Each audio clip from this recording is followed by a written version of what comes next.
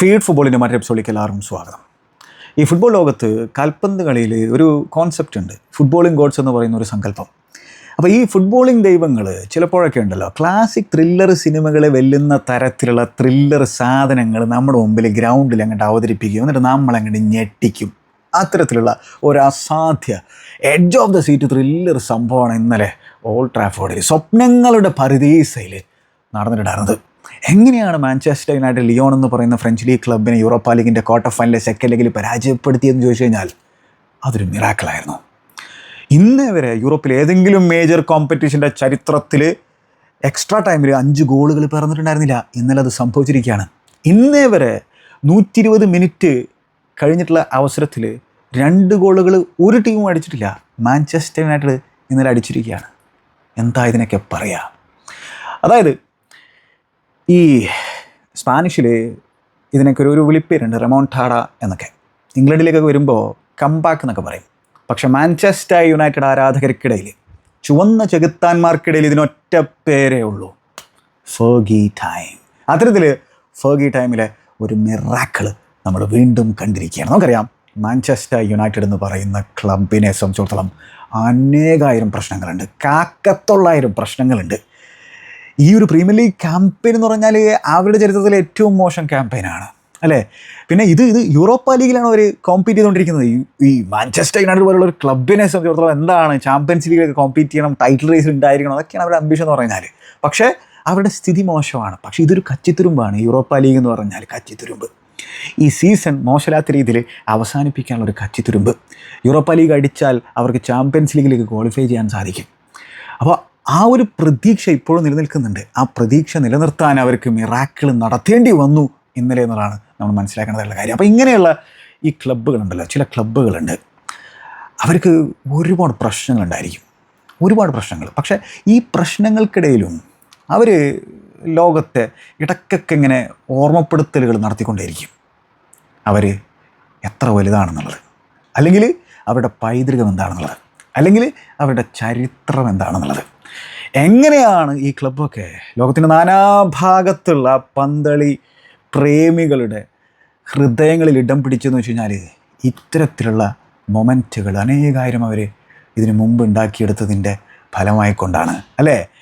ഈ ക്ലബിൻ്റെ ചരിത്രം തുന്നിച്ചേർത്തെടുത്തിട്ടുള്ളത് മെൻറ്റാലിറ്റി കൊണ്ടാണ്. ഒരുപാട് പ്രശ്നങ്ങളുണ്ട്, പക്ഷേ അതാണ് ചരിത്രം എന്ന് പറഞ്ഞാൽ. 99 ഇവന്മാർ ചാമ്പ്യൻസ് ലീഗ് കിരീടം ഫെർഗസൻ്റെ കീഴിൽ അടിച്ചിട്ടുള്ളത് എങ്ങനെയാണ്? ഇഞ്ചുറി ടൈമിലാണ്, ബയൺ മ്യൂണിക്കിനെതിരെ ക്യാമ്പ് നൗവിൽ വെച്ചിട്ടാണ് അത് നടന്നിട്ടുണ്ടായിരുന്നത്. അപ്പോൾ ഇന്നലെ ആ ഒരു എക്സ്ട്രാ ടൈമിൻ്റെ സമയത്ത് ഒരു കുട്ടി, മാഞ്ചസ്റ്റർ യുണൈറ്റഡിൻ്റെ ആരാധകൻ, ആൾ കരയുന്നതും ചിരിക്കുന്നതുമായിട്ടുള്ള ആ ഒരു മീം ഇപ്പോൾ വലിയ രീതിയിൽ ഇങ്ങനെ സർക്കുലേറ്റ് ചെയ്യപ്പെടുന്നുണ്ടായിരിക്കും. അത് വല്ലാത്തൊരു സംഭവമാണ്. അതായത് നമ്മൾ തോറ്റു എന്ന് വിചാരിച്ച മത്സരം ജയിച്ച് കയറുമ്പോൾ കിട്ടുന്ന ഒരു വല്ലാത്തൊരു വികാരമുണ്ട്, വല്ലാത്തൊരു ഫീലുണ്ട്. അത് പന്തളിക്ക് മാത്രം തരാൻ പറ്റുന്ന തരത്തിലുള്ള ഒരു വികാരമാണത്. വല്ലാത്തൊരു സുഖമാണത്. ആ സുഖം ആ ചെക്കൻ അനുഭവിച്ചിരിക്കുകയാണെന്നല്ലേ. അത് ലോകത്തിൻ്റെ നാനാഭാഗത്തുള്ള മാഞ്ചസ്റ്റർ യുണൈറ്റഡിൻ്റെ ആരാധകർ അനുഭവിച്ചിരിക്കുകയാണെന്നല്ലേ, അല്ലേ? അതായത് ആ ചെക്കനെക്കുറിച്ച് ആലോചിച്ച് നോക്കിയേ. ആൾ ഫെർഗസൻ്റെ കീഴിലുള്ള ആ ഒരു ഗോൾഡൻ എറയൊന്നും കണ്ടിട്ടുണ്ടാവില്ല, കേട്ടറിവ് മാത്രമേ ഉള്ളൂ. ഇപ്പോഴത്തെ യുണൈറ്റഡിൻ്റെ അവസ്ഥ നമുക്ക് എല്ലാവർക്കും അറിയുന്നതാണ്. അപ്പോൾ പുള്ളിക്കാരനെ സംബന്ധിച്ചിടത്തോളം എൻ്റെ ഉപ്പുപ്പാക്ക് ഒരു ആന ഉണ്ടായിരുന്നു എന്നുള്ള കഥ മാത്രം കണ്ടു വളർന്നിട്ടുള്ളൊരു ചങ്ങായാണ്, അല്ലെങ്കിൽ കേട്ട് വളർന്നിട്ടുള്ളൊരു ചങ്ങായാണ്. ഇപ്പോൾ ഒരു ഗ്രേറ്റ് മിറാക്കുലസ് കംബാക്ക് ഫെർഗി ടൈമിൽ ഇവരിത് നിരന്തരം ചെയ്തുകൊണ്ടിരിക്കുന്നൊരു സമയമാണ്. ഫെർഗസൻ്റെ സമയത്ത് ഫെർഗി ടൈമിൽ അതിപ്പോൾ വീണ്ടും കാണാൻ സാധിച്ചിരിക്കുകയാണ്. എന്തിന് പറയണം, ബസ്ബി ബേബ്സിനെ പ്രകൃതി ക്രൂരമായിട്ട് അകാലത്തിൽ അനശ്വരതയിലേക്ക് കൊണ്ടുപോയ ചരിത്രം പറയാനുള്ള ക്ലബ്ബാണ്. അത് വല്ലാത്ത വേദന ഉണ്ടാക്കുന്നൊരു ഏടാണ് മാഞ്ചസ്റ്റർ യുണൈറ്റഡിൻ്റെ ക്ലബിൻ്റെ ചരിത്രത്തിൽ, അല്ലേ? പക്ഷേ എന്നിട്ട് ഈ ക്ലബ്ബ് തളർന്നു പോയിട്ടുണ്ടോ? അവിടെ നിന്ന് കംബാക്ക് നടത്തിയിട്ടുണ്ട്, അവിടെ നിന്ന് റെമോൺടാഡ നടത്തിയിട്ടുണ്ട്. അത്തരത്തിലുള്ളൊരു ക്ലബ്ബാണ്.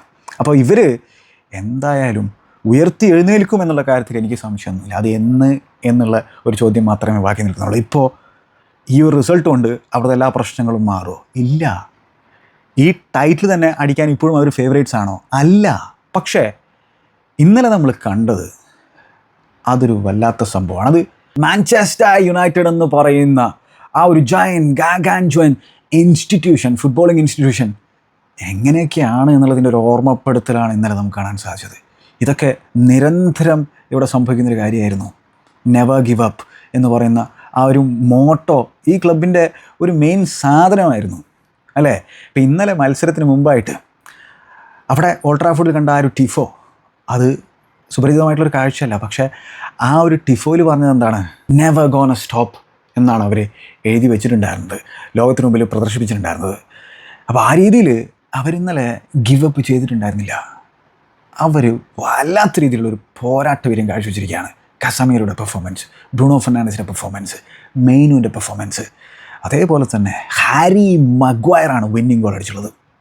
ഹാരി മഗ്വയർ അതായത് വല്ലാത്ത രീതിയിലൊരു റിനൈസൻസാണ് ഈ ചെങ്ങായി നടത്തിക്കൊണ്ടിരിക്കുന്നത് അല്ലേ. എത്രയെത്ര പഴിചാരലുകൾ കേട്ടിട്ടുണ്ട്, എത്രയെത്ര ട്രോളുകൾ, മീമുകൾ, ബാൻറ്ററുകൾ, തെറിവിളികൾ. സ്വന്തം ആരാധകർ തന്നെ ചെങ്ങായിനെ എത്രത്തോളം തെറി വിളിച്ചിട്ടുണ്ട് നമുക്കറിയുന്നതല്ലേ അതൊക്കെ. പക്ഷേ ആളൊരു ട്രൂ പ്രൊഫഷണലായിട്ട് 100% പ്രൊഫഷണലായിട്ട് അവിടെ നിന്ന് പൊരുതി ഇപ്പോൾ ഈ വളരെ ഇമ്പോർട്ടൻ്റ് ആയിട്ടുള്ളൊരു നൈറ്റിൽ മാഞ്ചസ്റ്റർ യുണൈറ്റഡിന് വേണ്ടിയിട്ട് വിന്നിങ് ഗോള് അടിച്ചിരിക്കുകയാണ്. അതും എക്സ്ട്രാ ടൈമിൽ, ഇഞ്ചുറി ടൈമിൽ. അതിനൊക്കെ ചെറിയ ഉറപ്പൊന്നും പോരാ. അതാണ് നമ്മൾ മനസ്സിലാക്കേണ്ടതായിട്ടുള്ള സംഭവം. അതേപോലെ തന്നെ കസമീറയുടെ ഒക്കെ കാര്യം പറഞ്ഞു കഴിഞ്ഞാൽ കസമീറോ പഴയ കസമീറോ അല്ല, നമുക്ക് എല്ലാവർക്കും അറിയുന്നതാണ് അല്ലേ. പഴയ കസമീറോവേ അല്ല. പക്ഷേ ഒരു സീരിയൽ വിന്നറായിട്ടുള്ള കസമീറോയുടെ ക്ലച്ച്നെസ് ഒന്നും അങ്ങനെ പെട്ടെന്നൊന്നും അങ്ങോട്ട് എടുത്തു കളയാൻ പറ്റില്ല എന്നുള്ളതാണ്. ഇന്നലെ നമ്മൾ അതാണ് കണ്ടത്. ആളുടെ ആ ഒരു ക്ലച്ച് ബിഹേവിയർ അത് മാഞ്ചസ്റ്റർ യുണൈറ്റഡിനെ സഹായിക്കുന്നതാണ് നമുക്ക് കാണാൻ സാധിച്ചത്. അപ്പോൾ ഇത് റുബൻ അമോരിമിനെ സംബന്ധിച്ചോളം എത്രത്തോളം വലിയൊരു വിജയമാണെന്നുള്ളതിൻ്റെ, അല്ലെങ്കിൽ ഇതിൻ്റെ ഒരു ആഴം എത്രത്തോളം നമ്മൾ നിങ്ങൾക്ക് മനസ്സിലാക്കാൻ സാധിച്ചിട്ടുണ്ടോ. ആൾ പറഞ്ഞതെന്ന് വെച്ചാൽ ആ ഹാരി മഗ്വയറിൻ്റെയും അതേപോലെ തന്നെ കോബി മൈനുവിൻ്റെയൊക്കെ ഗോള് വീണ സാഹചര്യത്തിൽ ഓൾഡ് ട്രാഫോർഡിൽ ഉണ്ടാക്കിയിട്ടുള്ള നോയ്സ്, അത്തരത്തിലൊരു സംഭവം ഇതിനു മുമ്പ് ചങ്ങായി കേട്ടിട്ടില്ല എന്നുള്ളതാണ്. അപ്പോൾ ആ രീതിയിലാണ് നോയ്സ് ഉണ്ടാക്കിയത്. ഇതിനർത്ഥം എല്ലാവരും അവിടെ ഉണ്ടായിരുന്നല്ല, ചിലരൊക്കെ ഇറങ്ങിപ്പോയിട്ടുണ്ടായിരുന്നു, ചിലരൊക്കെ മടുത്ത് പോയിട്ടുണ്ടായിരുന്നു. അതായത് ഈ മത്സരത്തിൻ്റെ ഗതി അങ്ങനെയായിരുന്നു. അതായത് 2 സെറ്റ് ഓഫ് ഫാൻസും ഉണ്ടല്ലോ, എല്ലാ തരത്തിലുള്ള ഇമോഷൻസും ഈ മത്സരത്തിൽ അനുഭവിച്ചു കഴിഞ്ഞിട്ടുണ്ടായിരുന്നു. ഒടുവിൽ ആ വിജയത്തിൻ്റെ എക്സ്റ്റസി മാഞ്ചസ്റ്റർ യുണൈറ്റഡ് ആരാധകർക്ക് കിട്ടി എന്നുള്ളതാണ്. അതായത് ഒന്ന് ആലോചിച്ച് നോക്കിയേ, ലിയോൺ 2 ഗോളിന് പുറകിൽ പോകുന്നു, 2-2 ആക്കുന്നു, പിന്നീട് 10 പേര് വെച്ച് ചുരുങ്ങുന്നു. എന്നിട്ടോ അവർ 2 ഗോളിൻ്റെ ലീഡ് എടുക്കുകയാണ് എക്സ്ട്രാ ടൈമിൽ. അങ്ങനെ വിജയിച്ചു എന്ന് കരുതുകയാണ് അവർ. പക്ഷേ മാഞ്ചസ്റ്റർ യുണൈറ്റഡ് തിരിച്ചു വരുന്നു. അതായത് ലിയോൺ നടത്തിയ റെമോൺടാഡയ്ക്ക് മുകളിൽ മാഞ്ചസ്റ്റർ യുണൈറ്റഡിൻ്റെ റെമോൺടാഡ. അങ്ങനെ ഈ മത്സരത്തെ പെനാൽറ്റി ഷൂട്ടൗട്ടിലേക്ക് പോലും കൊണ്ടെത്തിക്കാതെ എക്സ്ട്രാ ടൈമിൽ തന്നെ കളി ഇങ്ങോട്ട് അവസാനിപ്പിക്കുകയാണ്. അത് എന്താ പറയുക, ഇമോഷണൽ റോളർ കോസ്റ്റർ എന്നൊക്കെ പറഞ്ഞു കഴിഞ്ഞാൽ അങ്ങനെയൊന്നും പറഞ്ഞാൽ പോരാ. ഇതൊരു വല്ലാത്ത രീതിയിലുള്ള ഈ ബട്ടർഫ്ലൈ മൊമെൻറ്റ്സ് ഉണ്ടല്ലോ, അതേപോലെ തന്നെ സന്തോഷത്തിൻ്റെയും സങ്കടത്തിൻ്റെയും കണ്ണീര് 2 സെറ്റ് ഓഫ് ഫാൻസിൻ്റെയും കണ്ണിൽ നിന്ന് ഇന്നലെ വന്നിട്ടുണ്ടാവുന്നതാണ്. എൻ്റെ അമ്മോ, ഇവിടെ യുണൈറ്റഡിനെ സംബന്ധിച്ചിടത്തോളം ഇങ്ങനൊരു സിറ്റുവേഷൻ ഉണ്ടാക്കി വെച്ചത് അവരാണ് അല്ലേ. അവർ തന്നെയാണ്. കൺട്രോളിലുണ്ടായിരുന്ന മത്സരം കൊണ്ട് തൊലച്ചതായിരുന്നു അവർ, പിന്നീട് തിരിച്ചു പിടിച്ചതാണ്. കൊണ്ട് തൊലച്ച സാധനം തിരിച്ചു പിടിച്ചതാണ്. അപ്പോൾ അത്തരത്തിലുള്ള കാര്യങ്ങളൊക്കെ ചർച്ച ചെയ്യണം, അവരുടെ പ്രശ്നങ്ങളെക്കുറിച്ചൊക്കെ ചർച്ച ചെയ്യണം. പക്ഷേ ഇങ്ങനൊരു വിജയം പുൾ ഓഫ് ചെയ്യുമ്പോൾ എങ്ങനെയാണ് അത്തരത്തിലുള്ള ഡീറ്റെയിൽസിലേക്ക് കടക്കുക എന്നുള്ളതാണ്. പിന്നീട് ചിലപ്പോൾ ഞാൻ ഈ വീഡിയോയിൽ സംസാരിക്കുമായിരിക്കും. പക്ഷെ എന്നാൽ പോലും ഇത് എൻജോയ് ചെയ്യേണ്ട ഒരു മൊമെൻറ്റാണ്. ഇതൊരു വല്ലാത്ത മൊമെൻറ്റാണ്. ഞാൻ പറഞ്ഞല്ലോ, ഇത് ഇന്നലെ ഇപ്പോൾ മാഞ്ചസ്റ്റർ യുണൈറ്റഡിൻ്റെ ആരാധകരൊക്കെ ചിലർക്കൊന്നും കളി കാണാനുള്ള പ്രിവിലേജ് ഉണ്ടായിരിക്കില്ല. കാരണം അത്രയും രാത്രിയായിരുന്നല്ലോ. ചിലർക്കൊക്കെ രാവിലെ ജോലിക്ക് പോകേണ്ടി വരും, ചിലർക്ക് നല്ല മിക്ക ആളുകൾക്കും ജോലിക്ക് പോകേണ്ട സാഹചര്യം ഉണ്ടായിരിക്കും. അപ്പോൾ ചിലരൊക്കെ ചിലപ്പോൾ ഉറങ്ങിപ്പോയിട്ടുണ്ടാവും, ചിലരൊക്കെ പിന്നെ രാവിലെ ഹൈലൈറ്റ്സ് കാണാമെന്ന് വിചാരിച്ച് കിടന്നുണ്ടാവും. അപ്പോൾ പ്രിവിലേജ്ഡ് ആയിട്ടുള്ള ചില ആളുകൾ കണ്ടിട്ടുണ്ടാവും, കുറേ ആളുകൾ കണ്ടിട്ടുണ്ടാവും. ചിലരൊക്കെ ആ കളി കണ്ടു കഴിഞ്ഞിട്ടും പിറ്റേ ദിവസം എണീറ്റിട്ട് ജോലിക്ക് പോയിട്ടുണ്ടാവും. അത്തരത്തിലുള്ള ഒരുപാട് ആളുകളുണ്ടാവും. ജോലിക്ക് മാത്രമല്ല, കോളേജിലേക്ക്, സ്കൂളിലേക്ക് പോയിട്ടുണ്ടാവും. അങ്ങനത്തെ ആളുകളുണ്ടായിരിക്കും. പക്ഷേ ഈ റൈവൽസും കളി കണ്ടിട്ടുണ്ടാവുമല്ലോ. മാഞ്ചസ്റ്റർ യുണൈറ്റഡ് തോൽക്കുന്നത് കാണാനായിട്ടും ചില ആളുകളൊക്കെ കണ്ടിട്ടുണ്ടാവും. പക്ഷേ അങ്ങനെയുള്ളവർ പോലും അവരുടെ ഒരു ബെസ്റ്റ് ഫ്രണ്ട് അല്ലെങ്കിൽ നല്ല സുഹൃത്ത് എന്നുള്ള രീതിയിൽ ഒരു മാഞ്ചസ്റ്റർ യുണൈറ്റഡ് ആരാധന ഉണ്ടായിരിക്കും. അപ്പോൾ ആ നട്ടപ്പാതിരിക്കും കളി കഴിഞ്ഞിട്ട് ഒരു റൈവൽ ഫാൻ ചിലപ്പോൾ നിങ്ങളെ വിളിച്ചിട്ട് നിങ്ങളുടെ ആ ഒരു വിജയത്തിൻ്റെ കൂടെ കൂടിയിട്ടുണ്ടെങ്കിൽ അതൊരു വല്ലാത്ത സംഭവമാണ്. അത് ഫുട്ബോളിലൊരു സൗഹൃദത്തിൻ്റെ ഒരു സ്പെഷ്യാലിറ്റി കൂടിയാണത്. ശരിയാണ്, അവർ റൈവലാണ്, പക്ഷേ നിങ്ങളുടെ ഫ്രണ്ടാണ്, നിങ്ങളുടെ സുഹൃത്താണ്, നിങ്ങളുടെ ആ ഒരു മൊമെൻറ്റ് നിങ്ങൾ എന്തിലൂടെയാണ് കടന്നു പോകുന്നത് മനസ്സിലാക്കാൻ പറ്റുന്ന തരത്തിലൊരു ചങ്ങായി ആയിരിക്കും. ആ ആൾ ചിലപ്പോൾ വിളിച്ചിട്ടുണ്ടാവും. അങ്ങനെ എത്ര പേർക്ക് അങ്ങനെ ഒരു വിളി കിട്ടിയിട്ടുണ്ടാവും എന്നുള്ളത് എനിക്കറിയില്ല. അതേപോലെ തന്നെ ആ നട്ടപ്പാതിരക്ക് പരസ്പരം മാഞ്ചസ്റ്റർ ആരാധകർ വിളിച്ച് സംസാരിക്കുകയും വിളിച്ച് അവരുടെ ആ ഒരു എക്സ്റ്റസി പങ്കുവെക്കുകയൊക്കെ ചെയ്തിട്ടുണ്ടാവും നട്ടപ്പാതിരയ്ക്ക് പോലും. പിന്നെ എന്താണ്, ചിലർക്കൊന്നും ഉറങ്ങാനേ പറ്റിയിട്ടുണ്ടാവില്ല. ആ ഞെട്ടൽ തന്നെ ആയിരിക്കും അല്ലേ? കാരണം അങ്ങനത്തെ ഒരു സംഭവമാണ്. അപ്പോൾ ഇതിനെ ചിലരൊക്കെ വിചാരിക്കുന്നുണ്ടാവും ഒരു യൂറോപ്പ ലീഗ് ക്വാർട്ടർ ഫൈനലാണ്, അതും കണ്ടറുണ്ടായിരുന്ന മത്സരം കൊണ്ട് തോലച്ചിട്ട് തിരിച്ചു പിടിച്ചതിന് എന്തിനാ അങ്ങനെ ആഘോഷിക്കുന്നുള്ളത്. അത് അനുഭവിച്ചേരേണ്ട സംഭവമാണ്.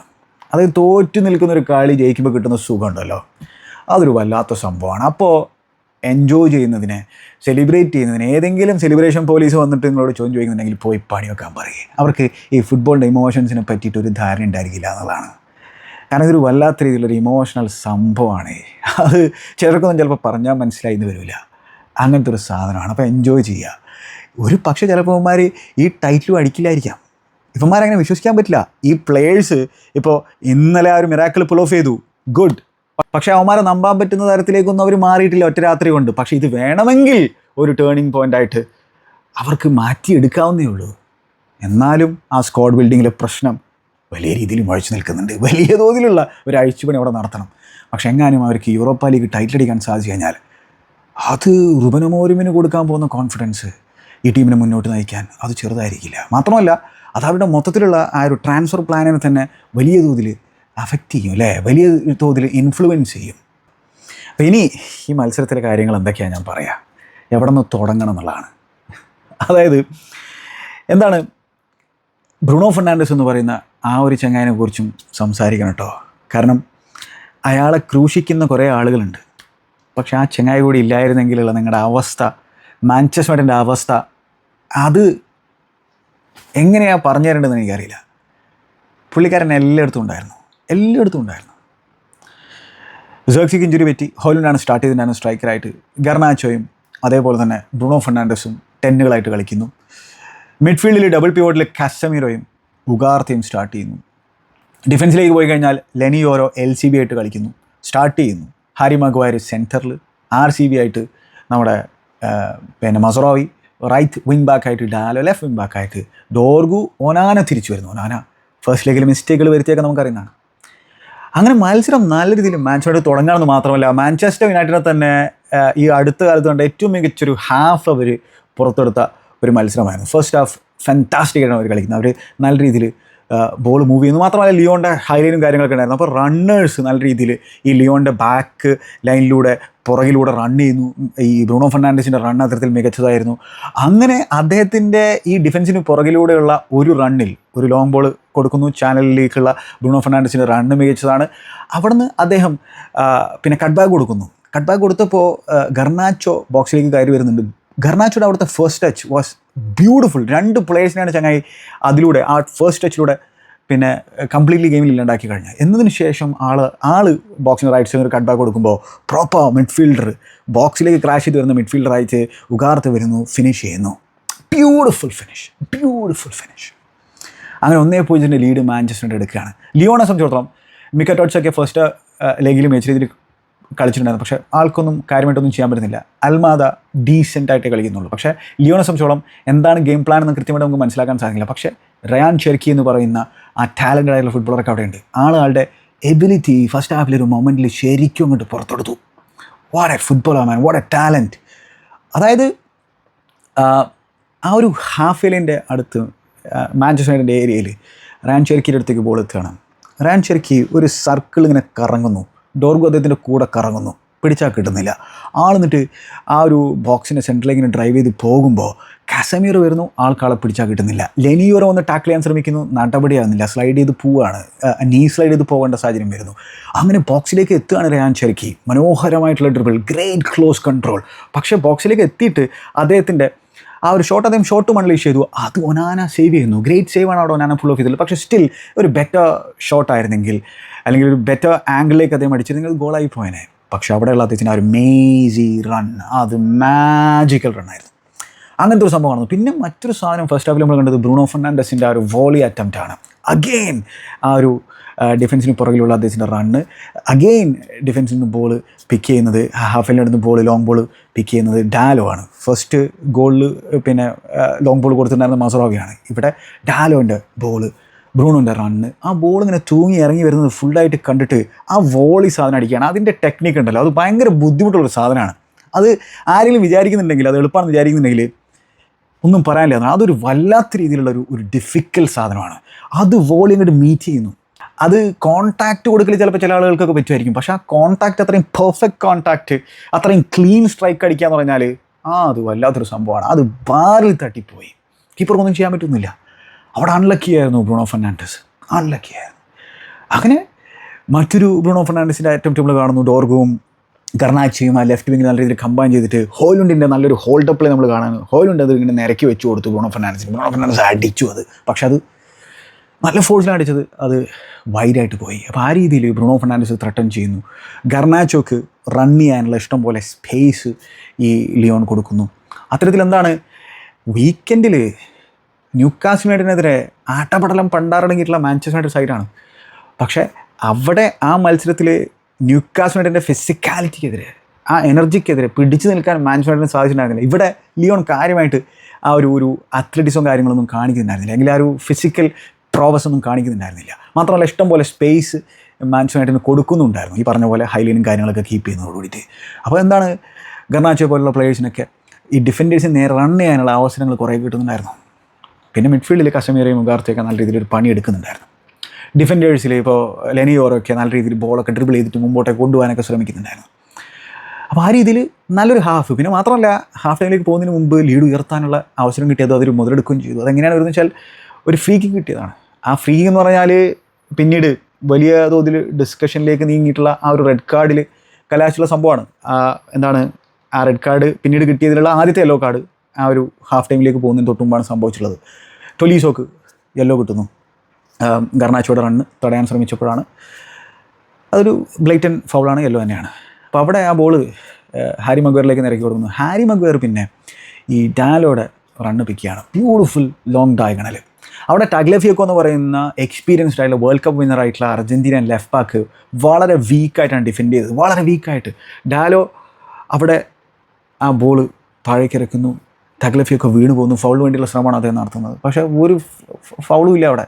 ഡാലോ എന്നിട്ട് ബാലൻസ് ഇല്ലാതെയും ആ ബോക്സിൻ്റെ റൈറ്റ് സൈഡിൽ നിന്ന് അത് ഷോട്ട് അൺലീഷ് ചെയ്യുന്നത് പോസ്റ്റ് തട്ടിയിട്ട് വലയിലേക്ക് പോകുന്നു. ഹാഫ് ടൈമിലേക്ക് പോകുമ്പോൾ 2-0 ലീഡ്, 4-2 എന്നുള്ള അഗ്രിഗേറ്റ് സ്കോറിൽ മാഞ്ചസ്റ്റർ യുണൈറ്റഡ് ഇങ്ങനെ ഇരിക്കുകയാണ് കംഫർട്ടബിളായിട്ട്, ടോട്ടൽ കൺട്രോളിൽ. അങ്ങനെ സെക്കൻഡ് ഹാഫ് തുടങ്ങുകയാണ്. സെക്കൻഡ് ഹാഫിൻ്റെ തുടക്കത്തിൽ പിന്നെ നമ്മൾ കാണുന്നത് വെച്ചാൽ ഗർനാച്ചോക്ക് കിട്ടിയിട്ടുള്ള ഗ്ലോറിയസ് ഓപ്പർച്യൂണിറ്റി. അതായത് മത്സരം കിൽ ഓഫ് ചെയ്യാൻ, ലിയോണിൻ്റെ എല്ലാ തരത്തിലുള്ള പ്രതീക്ഷകളും കിൽ ഓഫ് ചെയ്യാനുള്ള ആ ഗ്ലോറിയസ് ഓപ്പർച്യൂണിറ്റി അതൊരു കൗണ്ടർ അറ്റാക്കിങ്ങിൽ നിന്നാണ് വന്നിട്ടുണ്ടായിരുന്നത്. അതായത് ശരിക്കും ലിയോണിൻ്റെ താരം തമ്മിൽ ഒരു 1-2 കളിക്കാനുള്ള ശ്രമം, അത് മാഞ്ചസ്റ്റർ ഡിഫെൻഡ് ചെയ്യുന്നു, അത് ഗർനാച്ചോയിലേക്ക് വരുന്നു, ഗർനാച്ചോ ഹോയിലുണ്ടിനെ പിക്ക് ചെയ്യാണ്. അതൊക്കെ മാഞ്ചസ്റ്ററിൻ്റെ ഒരു ഹാഫിലാണ് സംഭവിക്കുന്നത്. ഹോയിലുണ്ട് അത് തിരിച്ച് ഗർനാച്ചോ കൊടുക്കുന്നു. നല്ലൊരു സെൻറ്റർ ഫോർവേഡ് പ്ലേ നമുക്കവിടെ ഹോയിലിൻ്റെ ഭാഗത്ത് കാണാൻ സാധിക്കുകയാണ്. ഗർനാച്ചോ അതുമായിട്ട് അങ്ങോട്ട് ഡ്രിബിൾ ചെയ്ത് പോവുകയാണ്. ഞാൻ പറഞ്ഞല്ലോ ലിയോണിൻ്റെ ഹൈലൈനാണ്. അപ്പോൾ ഈ മാറ്റ എന്ന് പറയുന്ന ഡിഫൻഡറിനെ പിന്നെ ബോക്സിലേക്ക് എത്തിയിട്ടുള്ള സമയത്ത് ചോപ്പിലൂടെ ചങ്ങായി നിലത്ത് കിടത്തി. അപ്പം ഗർനാച്ചോക്ക് പിന്നെ അവിടെ 1v1 വിത്ത് ദ കീപ്പറാണ്, ഡിഫൻഡർ നിലത്ത് കിടത്തി കഴിഞ്ഞു. പക്ഷേ നേരെ കീപ്പറിൻ്റെ കൈകളിലേക്കാണ് അടിച്ച് വിട്ടിട്ടുണ്ടായിരുന്നത്. അതായത് ഒരു ഗ്ലോറിയസ് ഓപ്പർച്യൂണിറ്റി. അവിടെ ഗർനാച്ചോയുടെ ഈ ക്ലിനിക്കൽ ഫിനിഷിങ്ങിൻ്റെ പ്രശ്നം വീണ്ടും കണ്ടുകൊണ്ടിരിക്കുകയാണ്. അത് പക്ഷെ പിന്നീട് മാഞ്ചസ്റ്റർ യുണൈറ്റഡ് വന്ന് തിരിച്ചു കൊത്തും എന്നുള്ളത് ചിലപ്പോൾ പലരും വിചാരിച്ച് കാണില്ല. കാരണം 2-0 ലീഡൊക്കെ ഉണ്ടായിരുന്നു. പക്ഷേ ഈ യുണൈറ്റഡ് സൈഡിനെ നമ്പാൻ പറ്റില്ല. ലീഡൊന്നും അങ്ങനെ പ്രൊട്ടക്റ്റ് ചെയ്യാൻ പറ്റുന്ന തരത്തിൽ, ഗെയിമൊന്നും അങ്ങനെ പ്രോപ്പറായിട്ട് മാനേജ് ചെയ്യാൻ പറ്റുന്ന തരത്തിലുള്ള ഒരു കൂട്ടമല്ല എന്നുള്ള കാര്യം ഓർക്കണം. അതുതന്നെയാണ് സംഭവിച്ചത്. 71ാമത്തെ മിനിറ്റിൽ ആദ്യത്തെ ഗോൾ മടക്കുന്നത് ലിയോൺ. അതിനു മുമ്പ് പിന്നെ ലിയോൺ സബ്ബുകളും കാര്യങ്ങളും നടത്തിയിട്ടുണ്ടായിരുന്നു. ആ സബ്ബുകൾ വളരെ ഇമ്പാക്റ്റ് ഉണ്ടാക്കിയിട്ടുണ്ട്. അതായത് പിന്നെ ലക്കസെറ്റിനെയും ടെസ്മാനെയും കൊണ്ടുവരുന്നു. ഒരു സ്ട്രൈക്കറിലാണ്ടാണ് അവർ കളിക്കുന്നത്, ഫോൾസ് 9 വെച്ചിട്ടാണ് കളിക്കുന്നത്. അപ്പോൾ ലക്കസെറ്റ് എന്ന് പറഞ്ഞാൽ പ്രോപ്പർ 9 കൊണ്ടുവരുന്നു. ആ 9 പിന്നീട് ഡിഫൻഡേഴ്സിനെ ഒക്യുപ്പൈ ചെയ്യാൻ തുടങ്ങുന്നു. അതൊക്കെ വലിയ ഇമ്പാക്റ്റ് ഉണ്ടാക്കിയിട്ടുണ്ട്. അതേപോലെ തന്നെ ടെസ്മാൻ എന്ന് പറയുന്ന ആ ഒരു മിഡ്ഫീൽഡറും കാര്യമായിട്ടുള്ള ഇമ്പാക്റ്റ് ഉണ്ടാക്കിയിട്ടുണ്ട്. നല്ല നീളമുള്ള കാലുകളൊക്കെ ഉള്ള ഒരു ചങ്ങയാണ്. ഒപ്പം 64ാമത്തെ മിനിറ്റിൽ മറ്റൊരു ഇമ്പോർട്ടൻറ്റ് സബ്സ്റ്റിറ്റ്യൂഷൻ കൂടി വരുത്തിയിട്ടുണ്ടായിരുന്നു. മലിക് ഫഫാന എന്ന് പറയുന്ന യങ് ഫുട്ബോളറിനെ മിക്കറ്റ് ഒഡ്സക്ക് പകരം ഇറക്കിയിട്ടുണ്ടായിരുന്നു. ആളൊരു ഗെയിം ചേഞ്ചറായിട്ട് മാറുന്നതാണ് പിന്നീട് നമുക്ക് കാണാൻ സാധിച്ചത്. അങ്ങനെ 70ാമത്തെ മിനിറ്റിൽ എങ്ങനെയാണ് ഗോൾ മടക്കുന്നത്. കസമീറോടെ ഒരു ഹാൻഡ് ബോൾ ആ ഒരു റൈറ്റ് ഹാഫ് സ്പേസിൽ കൺസിഡർ ചെയ്യാണ്. ഹാൻഡ് ബോൾ അത് ആവശ്യമില്ലാത്തൊരു ഹാൻഡ് ബോളാണ്. അപ്പോൾ അൽമാദ അത് ബോക്സിലേക്ക് ആ ബോൾ കൊടുക്കുന്നു. ഇനീഷ്യൽ ഹെഡർ വിൻ ചെയ്യുന്നത് കസമീറോ ആണ്. പക്ഷേ അവിടെ സെക്കൻഡ് ഹെഡർ ഡോർഗോന് വിൻ ചെയ്യാൻ സാധിക്കുന്നില്ല. ഡോർഗോ അവിടെ ഇങ്ങനെ നിൽക്കുകയാണ് സ്റ്റാച്ചു പോലെ. അദ്ദേഹത്തിൻ്റെ മുകളിലൂടെ ചാടിയ ഹെഡർ ലിയോൺ താരം വിൻ ചെയ്യുന്നു. ലക്കാസെറ്റ് ആ ഒരു 6 അടിയിലുണ്ട്. പിന്നീട് ഹെഡർ വിൻ ചെയ്യുന്നത് ലക്കാസെറ്റാണ്. അതേപോലെ തന്നെ തൊലീസോയും ഹെഡർ വിൻ ചെയ്യുന്നു, ഗോളാക്കുന്നു. അവിടെ ഒനാനെ സംബന്ധിച്ചോളം ഒന്നും ചെയ്യാനൊന്നുമില്ല. പക്ഷെ അവിടെ ഡിഫൻഡർമാർ എന്ത് തേങ്ങയാണ് ചെയ്യുന്നതെന്നുള്ളതാണ്. അതായത് ആദ്യത്തെ ഹെഡർ വിൻ ചെയ്ത് കസമീറോ ആണ്. പിന്നെ എല്ലാ ഹെഡറും 3 ഹെഡർ വിൻ ചെയ്യുന്നത് ലിയോണാണ്. അവിടെ മോശം ഡിഫെൻഡിങ് നമ്മൾ കാണുകയാണ് മാഞ്ചസ്റ്റർ യുണൈറ്റഡിൻ്റെ ഭാഗത്ത് നിന്ന്. അങ്ങനെ ഒരു ഗോൾ മടക്കുന്നു. അവിടെ നിന്ന് അധികം വൈകാതെ തന്നെ ലിയോൺ രണ്ടാമത്തെ ഗോളും അടിക്കുകയാണ്. 6 മിനിറ്റിൻ്റെ ഗ്യാപ്പേ ഉണ്ടായിട്ടുള്ളൂ. ആ ഗോൾ എങ്ങനെയാണ് വരുന്നത് വെച്ചാൽ, ഈ മലിക് ഫഫാന എന്ന് പറയുന്ന ചെക്കൻ വന്നിട്ട് കാര്യമായിട്ടുള്ള ഇമ്പാക്റ്റ് ആ ലെഫ്റ്റ് വിങ്ങിൽ ഉണ്ടാക്കിയിട്ടുണ്ട്. കാര്യമായിട്ടുള്ള ഇമ്പാക്റ്റ്. ആൾ ലെഫ്റ്റ് സൈഡിൽ ഡോർഗോൻ ഇങ്ങനെ പ്രശ്നങ്ങൾ ഉണ്ടാക്കിക്കൊണ്ടിരിക്കുകയാണ്. അങ്ങനെ ഔട്ട് സൈഡിലേക്ക് പോകും, ഇൻസൈഡിലേക്ക് വരും എന്നുള്ള രീതിയിൽ ഇങ്ങനെ പ്രശ്നങ്ങൾ ഉണ്ടാക്കണം. അതിനുശേഷം ഇൻസൈഡിലേക്ക് വന്നിട്ട് ഒരു ക്രോസ് ബോക്സിലേക്ക് കൊടുക്കുന്നു. മെയ്റ്റ്ലൻഡ് നൈൽസ് ആ ഒരു ബോക്സിൻ്റെ റൈറ്റ് സൈഡിൽ നിൽക്കുന്നുണ്ട്. അവിടെ മാൻചസ്റ്ററിൻ്റെ ഒരുപാട് താരങ്ങൾ ആ ബോക്സിൽ ഡിഫെൻഡ് ചെയ്യാനായിട്ട്. പക്ഷേ ഡോർഗുവിന് അവിടെ മെയ്റ്റ്ലൻഡ് നൈൽസിനെ കാണാൻ സാധിച്ചില്ല. ഡോർഗുവും ആ ഒരു ലക്കാസെറ്റിലേക്ക് ഇങ്ങനെ അട്രാക്ട് ചെയ്യപ്പെട്ട് നിൽക്കുകയാണ്. മെയ്റ്റ്ലൻഡ് നൈൽസ് ഒരു ക്രോസ് ബാർ ഷോട്ട് എന്ന രീതിയിൽ അടിക്കുന്നു. അത് ഇപ്പുറത്ത് ടാഗ്ലഫിയക്കോ അത് വലയിലേക്ക് ഡയറക്റ്റ് ചെയ്ത് വിടുന്നു, 1 ടച്ചിൽ തന്നെ. ഒനാന അത് സേവ് ചെയ്തെന്നാണ് പുള്ളിക്കാരൻ വിചാരിച്ചത്. പക്ഷേ ലക്കാസെറ്റ് അത് ഗോളാക്കി മാറ്റുന്നു. പക്ഷേ ഓൾറെഡി ടാഗ്ലഫിയക്കോയുടെ അറ്റംപ്റ്റ് തന്നെ ഗോൾ ലൈൻ കടന്നിട്ടുണ്ടായിരുന്നു. അങ്ങനെ അത് ടാഗ്ലഫിയക്കോ ഗോളായിട്ടാണ് മാറിയിട്ടുണ്ടായിരുന്നത്. 2-2 ആകുന്നു. ടോട്ടൽ കൺട്രോൾ ഉണ്ടായിരുന്നത് കൊണ്ട് തൊലയ്ക്കുന്ന സിറ്റുവേഷനിലാണ്. ഇതിനു മുമ്പ് ഈ ഗോൾ വരുന്നതിനൊക്കെ മുമ്പ് മറ്റു ചില സംഭവങ്ങൾ ഉണ്ടായിരുന്നു. അത് ഗർനാച്ചോയുടെ ഒരു അറ്റംപ്റ്റിൽ ഹോയിലൻഡ് ഫ്രസ്ട്രേറ്റ് ആയി പോകുന്ന ഒരവസരം ഉണ്ടായിരുന്നു. ഹോയിലൻഡ് പാസിന് വേണ്ടിയിട്ട് ചോദിക്കുന്നു. ഗർനാച്ചോ ബോക്സിൻ്റെ ലെഫ്റ്റ് സൈഡിൽ നിന്നുള്ള അദ്ദേഹത്തിൻ്റെ അറ്റംപ്റ്റ് വളരെ വൈൽഡായിട്ടുള്ള അറ്റംപ്റ്റ് നമ്മൾ കണ്ടിട്ടുണ്ടായിരുന്നു. അതേപോലെ തന്നെ ഈ 63ാമത്തെ മിനിറ്റിലൊക്കെയുള്ള മാൻചസ്റ്ററിൻ്റെ ഷേപ്പ് 5-4 എന്ന രീതിയിൽ ഇങ്ങനെ 2 ബ്ലോക്കുകളായിട്ട് ലോ ബ്ലോക്കിൽ നിന്നിട്ട് ഡിഫെൻഡ് ചെയ്യുന്നത്. പക്ഷേ സ്റ്റിൽ ലിയോൺ ഈ ക്രേസർ നേടുന്നത് നമുക്ക് കാണാൻ സാധിച്ചു. പിന്നെ നമ്മൾ കാണുന്നത് വെച്ചാൽ ടൊലീസോക്ക് ആ റെഡ് കാർഡ് കിട്ടുന്നതാണ്, സെക്കൻഡ് യെല്ലോ കിട്ടുന്നതാണ്. അത് വളരെ അൺലക്കി ആയിട്ടുള്ള സംഭവമാണ്. പക്ഷേ അവിടെ അഗെയിൻ ലെനിയോരോ പിന്നെ ജമ്പ് ചെയ്ത് വന്നിട്ട് ആ ഒരു ലിയോൻ്റെ ഏരിയയിലേക്ക് വന്നിട്ട് ബോളുമായി ഡ്രിബിൾ ചെയ്ത് പോകുന്നു. ആൾ റൈറ്റ് സൈഡിലേക്ക് പാസ് കൊടുക്കും. തിരിച്ച് ആ പാസ് എടുക്കുമ്പോൾ അദ്ദേഹത്തെ ക്ലിപ്പ് ചെയ്തു പുറകിലൂടെ ഓടി വരുമ്പോൾ ഈ ടൊലീസോ വളരെ അൺലക്കിയുള്ള സംഭവമാണ്. അത് ഡെലിവറി ആയിട്ടുള്ളൊരു കാര്യമല്ല. മാത്രമല്ല സ്ലൈറ്റസ്റ്റ് ഓഫ് ടച്ച് അവിടെ സംഭവിച്ചിട്ടുള്ളൂ. ഉണ്ടെങ്കിൽ തന്നെ അതൊരു റെഡ് കൊടുക്കേണ്ട തരത്തിൽ അല്ലെങ്കിൽ സെക്കൻഡ് യെല്ലോ കൊടുക്കേണ്ട തരത്തിലൊരു സംഭവമായിട്ട് എനിക്ക് തോന്നിയിട്ടില്ല. പക്ഷെ അവിടെ അൺലക്കി ആയിട്ടുള്ളൊരു സാധനമാണ്. വളരെ അൺലക്കി ആയിട്ടുള്ളൊരു സംഭവം. അവിടെ ടച്ച് ഉണ്ടോ എന്ന് പോലും ഉറപ്പിച്ച് പറയാൻ പറ്റില്ല. 3-4 തവണയൊന്നും കണ്ടു നോക്കിയിട്ടില്ല. പക്ഷേ അവിടെ ടൊലീസോക്ക് സെക്കൻഡ് യെല്ലോ കിട്ടുന്നു. 10 പേര് വെച്ചിട്ട് ലിയോൺ ചുരുങ്ങാണ്. പിന്നെ ആ മത്സരത്തിൻ്റെ എക്സ്ട്രാ ടൈമിലേക്ക് കടക്കുന്നതിന് മുമ്പ് ഇഞ്ചുറി ടൈമിൽ ബ്രൂണോ ഫെർണാണ്ടസിന് ഒരു ഫ്രീ കിക്ക് ഉണ്ടായിരുന്നു. ഒരു ചീക്കി ഫ്രീ കിക്ക്, വളരെ ക്ലെവറായിട്ടുള്ള ഫ്രീ കിക്ക്. അത് കീപ്പർ തട്ടി മാറ്റി. പക്ഷേ അത് ഗോളായിരുന്നെങ്കിൽ വല്ലാത്തൊരു ഗോളായിപ്പോയി. അങ്ങനെ മത്സരം എക്സ്ട്രാ ടൈമിലേക്ക് കിടക്കുകയാണ് 2-2 എന്ന നിലയിൽ. പക്ഷേ ലിയോൺ 10 പേരായിട്ട് ചുരുങ്ങിയിരിക്കുന്നു എന്നുള്ളത് നമുക്ക് കളി കാണുമ്പോൾ മനസ്സിലാക്കാൻ പറ്റുന്നുണ്ടായിരുന്നില്ല. ആ രീതിയിലാണ് അവർ അറ്റാക്ക് ചെയ്യുന്നുണ്ടായിരുന്നത്. മാഞ്ചസ്റ്റർ യുണൈറ്റഡ് ആ രീതിയിലാണ് അറ്റാക്ക് ചെയ്യുന്നുണ്ടായിരുന്നത്. ഒരു താളം ഉണ്ടായിരുന്നില്ല മാഞ്ചസ്റ്റർ യുണൈറ്റഡിൻ്റെ അറ്റാക്കിൽ. റയാൻ ചെർക്കിയുടെയൊക്കെ കോൺട്രിബ്യൂഷൻ ഉണ്ട് ഈ 10 പേരെ ചുരുങ്ങിയിട്ടുള്ള സാഹചര്യത്തിൽ. അതുപോലെ മലിക് ഫഫാനയുടെയൊക്കെ കോൺട്രിബ്യൂഷൻ ഉണ്ട്. അസാധ്യ കോൺട്രിബ്യൂഷനാണ്.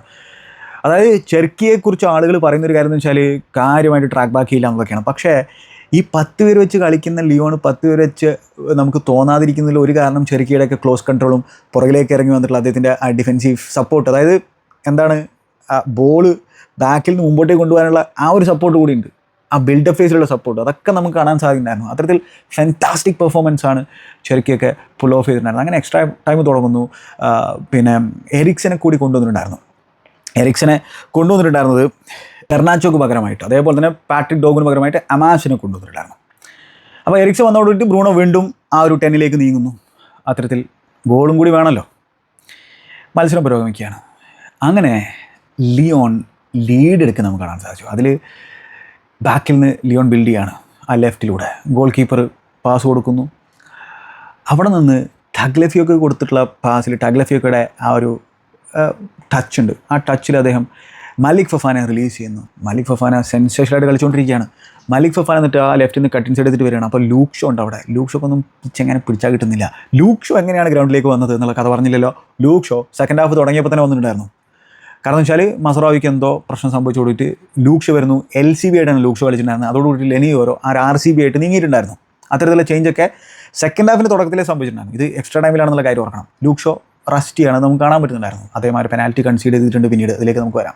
അപ്പോൾ ഇവിടെ ഈ മലിക് ഫൊഫാന കട്ടൻ സൈഡ് ചെയ്ത് വരുമ്പോൾ പിടിച്ചാൽ കിട്ടുന്നില്ല. അദ്ദേഹത്തെ ഫൗൾ ചെയ്യാനൊരു തീരുമാനത്തിലേക്കാണ് എത്തിയിരുന്നത്. പക്ഷേ അത് റയാൻ ചെർക്കിയിലേക്ക് ചെന്ന് വീഴുന്നു. റയാൻ ചെർക്കി പിന്നെ അവിടെ നിന്ന് ഒരു ഗ്ലോറിയസ് ഫിനിഷ് ഫുൾ ഓഫ് ആണ്. ഓനക്ക് നോക്കിക്കാനേ പറ്റുള്ളൂ, ഒന്നും ചെയ്യാനില്ല അവിടെ. Fantastic finish. അങ്ങനെ 3-2 ലീഡ് ലിയോൺ എടുക്കുകയാണ് ഓൾഡ് ട്രാഫോർഡിൽ. 2 ഗോളിന് പുറകിൽ നിന്നതിന് ശേഷം ലിയോൺ അതും 10 പേര് വെച്ചിട്ട് 3-2 മത്സരത്തെ മാറ്റിമറിക്കുന്നു. അങ്ങനെ ഇഞ്ചുറി ടൈമിൻ്റെ ഫസ്റ്റ് ഹാഫ് കഴിയുന്നു. അങ്ങനെ എക്സ്ട്രാ ടൈമിൻ്റെ ഫസ്റ്റ് ഹാഫ് കഴിയുന്നു. റുബൻ അമോരിം എന്താണ് ആ ഒരു ടാക്ടിക് ബോർഡും കാര്യങ്ങളൊക്കെ ഗ്രൗണ്ടിൽ ഇങ്ങനെ വെച്ചിട്ട് എന്തൊക്കെയാണ് കാണിക്കുകയാണ്. അത് ലുഡോ കളിക്കുകയല്ല, കാര്യങ്ങൾ പറഞ്ഞു കൊടുക്കുകയാണ്. പക്ഷേ എക്സ്ട്രാ ടൈമിൻ്റെ സെക്കൻഡ് ഹാഫ് തുടങ്ങിയപ്പോൾ തന്നെ മാഞ്ചസ്റ്റർ യുണൈറ്റഡ് രണ്ടാമത്തെ ഗോളും കൺസീഡ് ചെയ്യുന്നത് നമ്മൾ കണ്ടത്. രണ്ടാമത്തെ ഗോൾ കൺസീഡ് ചെയ്യാണ്, 4ാമത്തെ ഗോൾ ലിയോൺ അടിക്കുകയാണ്. അതെങ്ങനെയാണ് വരുന്നതെന്ന് വെച്ച് കഴിഞ്ഞാൽ ഒരു ലോങ് ബോൾ കീപ്പർ കൊടുക്കുകയാണ്. ലോങ് ബോൾ കൊടുത്തപ്പോൾ ലെനിയോരോ ഇനീഷ്യൽ ഹെഡർ വിൻ ചെയ്യുന്നു. കസമീറോയിലൊക്കെ ബോൾ എത്തിയപ്പോൾ കസമീറോയുടെ സ്ലോപ്പി ആയിട്ടുള്ള ഒരു ടച്ചും കാര്യങ്ങളും നമ്മളവിടെ കാണുകയാണ്. അത് ലക്കസെറ്റിലേക്കാണ് പോകുന്നത്. അവിടെ കസമീറോയുടെ ഒരു മിസ്റ്റേക്ക് ഉണ്ട്. ലക്കസെറ്റ് എന്ത് ചെയ്തെന്ന് വെച്ചാൽ അത് മലിക് ഫൊഫാനെ കൊടുക്കുന്നു. മലിക് ഫൊഫാനയെ ബോക്സിൽ ലൂക്ക് ഷോ വീഴ്ത്തുന്നു. അത് ബ്ലേറ്റൻ ഫൗളാണ്, ഒന്നും പറയാനില്ല. പെനാൽറ്റി. ആ പെനാൽറ്റി എടുക്കുന്നത് ലക്കസെറ്റാണ്. ലക്കസെറ്റ് ഒരു ടെൻഷനും ഇല്ലാണ്ട് ഒരു പ്രഷറും ഇല്ലാണ്ട് ഈസിലി അത് ഫിനിഷ് ചെയ്യുന്നു. അങ്ങനെ 4-2 ആ ഒരു പിന്നെ ഡഗൗട്ടിൻ്റെ അടുത്തേക്ക് എത്തിയിട്ട് അവർ സെലിബ്രേറ്റ് ചെയ്യുന്നു. അവർ വിചാരിച്ച് ജയിച്ചു എന്നാണ് അവർ വിചാരിച്ചത്. ഒരു കംബാക്ക് നടത്തും എന്നുള്ളത് അപ്പോഴും പലരും പ്രതീക്ഷിക്കുന്നില്ല. മാത്രമല്ല ഓൾഡ് ട്രാഫോർഡിൽ പലരും ഇറങ്ങിപ്പോയി തുടങ്ങി. കാരണം അത് കണ്ടു നിൽക്കാൻ സാധിക്കുന്നുണ്ടായിരുന്നില്ല. ചിലരൊക്കെ ആ കംബാക്കിന് തുടക്കം കുറിച്ചപ്പോൾ തിരിച്ചു കയറി വരുന്നുണ്ടായിരുന്നു. അത് വേറെ കാര്യം. അങ്ങനെ എന്ത് സംഭവിക്കുന്നു വെച്ച് കഴിഞ്ഞാൽ അങ്ങനെ 110 മിനിറ്റ് ആയപ്പോൾ 4-2 എന്നുള്ള സ്കോർ ലൈൻ. പക്ഷേ തൊട്ടടുത്ത മിനിറ്റിൽ തന്നെ മാഞ്ചസ്റ്റർ യുണൈറ്റഡിന് പെനാൽറ്റി കിട്ടുകയാണ്. അപ്പോൾ ഈ ലൂക്ക് ഷോ ആ ലെഫ്റ്റ് ഹാഫ് സ്പേസിൽ നിന്ന് ബോക്സിലേക്ക് ഒരു ക്രോസ് കൊടുക്കുന്നു. കസമീറോ ഇനീഷ്യൽ ഹെഡറോടെ വിൻ ചെയ്യുന്നു. ഈ കസമീറോയുടെ ആ ഒരു ക്ലച്ച് ബിഹേവിയർ അങ്ങോട്ട് എനേബിൾ ചെയ്യപ്പെടുകയാണ്. പിന്നീട് കോബി മേനു ഉണ്ട് ബോക്സിൽ. അത് കസമീറോയിൽ തന്നെ വന്നു വീഴാണ്. കോബി മേനു അവിടെ ഇൻവോൾവ് ആണ്. കസമീറോ പിന്നെ അത് ഷൂട്ട് ചെയ്യാനുള്ള ശ്രമത്തിൻ്റെ ഇടയിൽ എന്താ സംഭവിക്കുന്നത് വെച്ചാൽ അൽമാദ അദ്ദേഹത്തിൻ്റെ കാലിൽ കിക്ക് ചെയ്യുന്നു. അത് ഫൂട്ടിലാണ് കിക്ക് ചെയ്തിട്ടുണ്ടായിരുന്നത്. അതൊരു പെനാൽറ്റിയാണ്, ഒന്നും ചെയ്യാനൊന്നുമില്ല. റെഫറി ആദ്യം പെനാൽറ്റി കൊടുത്തില്ല. പക്ഷേ സ്ക്രീനിൽ പോയി നോക്കുന്നു, പെനാൽറ്റി കൊടുക്കുന്നു. 114ാമത്തെ മിനിറ്റിൽ ബ്രൂണോ ഫെർണാണ്ടസ്. ആ ഒരു മൊമെൻറ്റിലുള്ള പ്രഷർ എന്തായിരിക്കും എന്നുള്ളത് നമുക്ക് എല്ലാവർക്കും അറിയുന്നതാണ്. കീപ്പർ കൃത്യമായിട്ടുള്ള സൈഡിലേക്ക് തന്നെ ചാടി. പക്ഷേ അതൊരു ക്ലാസ് പെനാൽറ്റിയാണ്. ബ്രൂണോ ഇല്ലെങ്കിലുള്ള അവസ്ഥ വേറെ ആര് പെനാൽറ്റി എടുക്കുന്നുള്ളതാണ്. അതുമാത്രമല്ല ആ ചങ്ങായിയുടെ തീരാത്ത എനർജി ഉണ്ടല്ലോ, അതൊരു വല്ലാത്ത സംഭവം തന്നെയാണ്. എവിടേക്കാണ് കളിക്കുന്നത്, എത്ര ഗ്രൗണ്ട് കവർ ചെയ്യുന്നുണ്ട്, എന്നിട്ടും പഴി കേൾക്കണം. വല്ലാത്തൊരവസ്ഥ തന്നെ. അങ്ങനെ 3-4 അതിനുശേഷമാണ് ആ ചെക്കൻ്റെ കരച്ചിൽ കാണുന്നത്. പിന്നീട് ആ കരച്ചിൽ ചിരിയായിട്ട് മാറുന്നു നമ്മൾ കണ്ടു. എങ്ങനെയാണത് സംഭവിക്കുന്നത് വെച്ച് കഴിഞ്ഞാൽ 119 മിനിറ്റായി. അതായത് കൃത്യമായിട്ട് 120ാമത്തെ മിനിറ്റിലാണ് കോബി മേനു ആ ഗോൾ അടിക്കുന്നത്. അതിൽ അഗെയിൻ ബ്രൂണോ ഫെർണാണ്ടസ് കസമീറോക്ക് പാസ് കൊടുത്തപ്പോൾ, എഡ്ജ് ഓഫ് ദ ബോക്സിൽ നിൽക്കുന്ന കസമീറോക്ക് പാസ് കൊടുത്തപ്പോൾ അവിടെ 1 ടച്ചിൽ കസമീറോ ബോക്സിന് ലെഫ്റ്റ് സൈഡിൽ നിൽക്കുന്ന മെയിനുവിനെ റിലീസ് ചെയ്യാണ്. മെയിനുവിനെ സംബന്ധിച്ചോളം പിന്നെ കമ്പോഷർ കാഴ്ചവെക്കണം. ആ കമ്പോഷർ ആ കാരിങ്ടൺ അക്കാഡമിയിലെ പ്രൊഡക്റ്റിന്, മാൻക്യൂനിയന്, മാഞ്ചസ്റ്റർ യുണൈറ്റഡ് അക്കാഡമി പ്രൊഡക്റ്റിന് കാണിക്കാൻ സാധിച്ചു. അവിടെ ഗ്രേറ്റ് ഫിനിഷ്. അത് ഫിറ്റ്നസ് എന്നൊക്കെ പറയാൻ പറ്റുന്ന നിർത്തുന്നത്. എന്നിട്ട് ആ സെർക്സിയുടെ ആ ഒരു സാധനം എന്ന് പറഞ്ഞ സാധനം ആ സെലിബ്രേഷനും ഫുൾ ഓഫ് ചെയ്യുന്നു. ഓൾഡ് ട്രാഫോർഡിലെ നോയ്സ്, അതേപോലെ തന്നെ കളി കണ്ടുകൊണ്ടിരുന്നവരുടെ കിളി പോയിട്ടുണ്ടാവും. അമ്മാതിരി സാധനം. 4-4 പിന്നെ എല്ലാവരും പ്രതീക്ഷിക്കുന്നത് ഒരു പെനാൽറ്റി ഷൂട്ടൗട്ടായിരിക്കും. പക്ഷേ 5 മിനിറ്റ് ഇഞ്ചുറി ടൈം കൊടുത്തിട്ടുണ്ട്. കാരണം അവിടെ ആ ഒരു പെനാൽറ്റി ചെക്കിന് വേണ്ടിയിട്ടൊക്കെ VR ചെക്കിന് വേണ്ടിയിട്ട് കുറേ സമയം പോയിട്ടുണ്ട്. 5 മിനിറ്റ് ഇഞ്ചുറി ടൈം. ഞാൻ വിചാരിച്ചിട്ടുണ്ടായിരുന്നത് ഹാരി മഗ്വയർ ആണ് ആ ഒരു ഈക്വലൈസർ അടിക്കുന്നത്. കാരണം വെച്ചാലേ പിന്നീട് ഈ 4-2 ആയപ്പോൾ ഒരു തീരുമാനം റുബൻ അമോരിം എടുത്തിട്ടുണ്ടായിരുന്നു, ഹാരി മഗ്വയറിനെ പിടിച്ച് സ്ട്രൈക്കറാക്കുന്നത്. അത് 2 തരത്തിൽ അതിനെ വ്യാഖ്യാനിക്കാം. ഒന്ന്, ഇവരുടെ ഓപ്ഷൻസ് ഇല്ലായ്മ. ഇത്രയും പൈസയ്ക്ക് സ്പെൻഡ് ചെയ്തിട്ട് നമ്പാൻ പറ്റുന്ന തരത്തിലുള്ള സ്ട്രൈക്കർ ഇല്ല എന്ന് പറഞ്ഞാൽ അതൊരു പ്രധാന പ്രശ്നമാണ്. പിന്നെ എന്തായാലും ഹാരി മഗ്വയറിൻ്റെ ആ ഒരു ഏരിയൽ എബിലിറ്റി, ആളുടെ ഒരു കരിസ്മ, ആളുടെ ഒരു പേഴ്സണാലിറ്റി അത് യൂസ് ചെയ്യാന്നുള്ളത് തന്നെയാണ്. മെൻറ്റാലിറ്റി ടോപ്പ് ക്ലാസ് കൂടിയിട്ടുള്ള ചങ്ങായിയാണ്. കാരണം 100% പ്രൊഫഷണൽ. അങ്ങനെ ആ ചങ്ങായി വിന്നിങ് ഗോൾ അടിക്കുകയാണ്.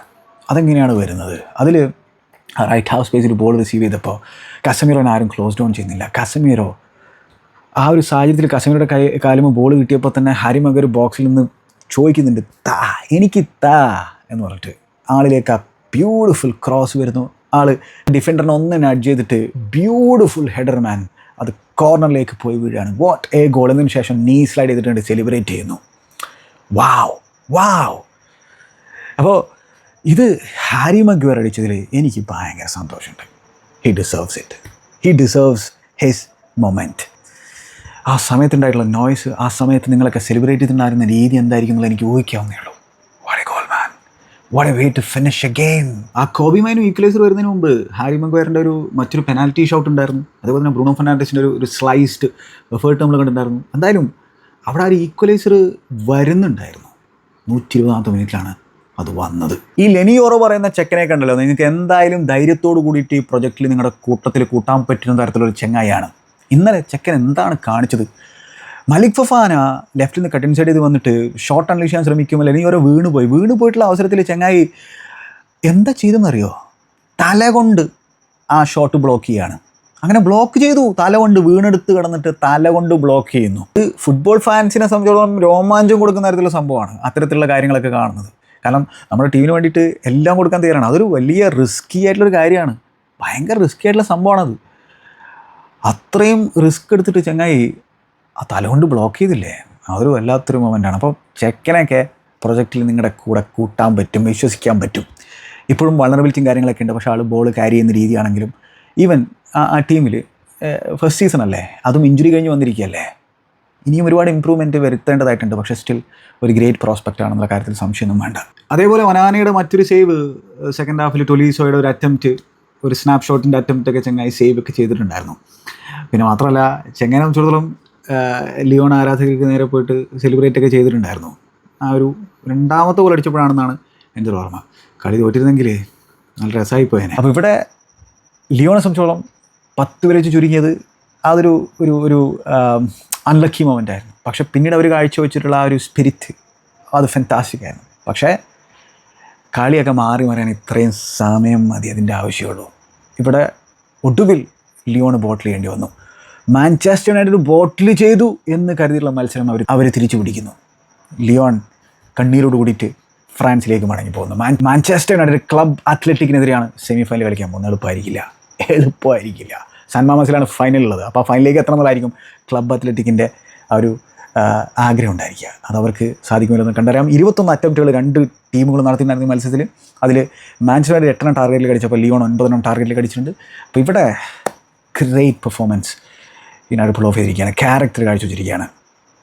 എന്തായിരുന്നു മാഞ്ചസ്റ്റർ യുണൈറ്റഡ് എന്നുള്ളതിൻ്റെ ഒരു ഗ്ലിംസ് നമുക്കൊക്കെ അവർ കാണിച്ചു തന്നിരിക്കുകയാണ്. ഇതോടുകൂടിയിട്ട് പ്രശ്നങ്ങളൊന്നും തീർന്നിട്ടില്ല. പക്ഷേ ഇത് വേണമെങ്കിൽ അവർക്ക് ഒരു ടേൺ അറൗണ്ടിനുള്ള ഒരു മാറ്റത്തിനുള്ള ഒരു റിസൾട്ടായിട്ട് വേണമെങ്കിൽ അവർക്ക് എടുക്കാവുന്നേ ഉള്ളൂ. അതിന് ഈ പ്ലേയേഴ്സിനെ കൊണ്ട് സാധിക്കും എന്നുള്ളത് എനിക്ക് തോന്നുന്നില്ല. പക്ഷേ സ്റ്റിൽ ഇവന്മാർ വീക്കെൻഡിൽ ഇനി പ്രീമിയർ ലീഗിൽ വോൾസിനെതിരെ പരാജയപ്പെട്ട് കഴിഞ്ഞാൽ ഒട്ടും സർപ്രൈസ്ഡ് ആകണ്ട. ശരിയാണ്, അതിൽ ചിലപ്പോൾ റൊട്ടേഷനും കാര്യങ്ങളൊക്കെ നടത്തുമായിരിക്കും. റുബനോരും അങ്ങനെ പറഞ്ഞിട്ടുണ്ട്. കംപ്ലീറ്റ് കോൺസെൻട്രേഷൻ യൂറോപ്പ ലീഗിലായിരിക്കും. കണ്ടറിയാം അല്ലേ, യൂറോപ്പിൽ അവർക്ക് പ്രീമിയർ ലീഗിൽ കിട്ടുന്നതിനേക്കാൾ സ്പേസും കാര്യങ്ങളൊക്കെ കിട്ടുന്നുണ്ട്. അവർക്ക് കൂടുതൽ അറ്റാക്ക് ചെയ്യാൻ പറ്റുന്നുണ്ട്. എത്ര ദൂരം അവർക്ക് സഞ്ചരിക്കാൻ സാധിക്കും കണ്ടറിയാം. Good bye.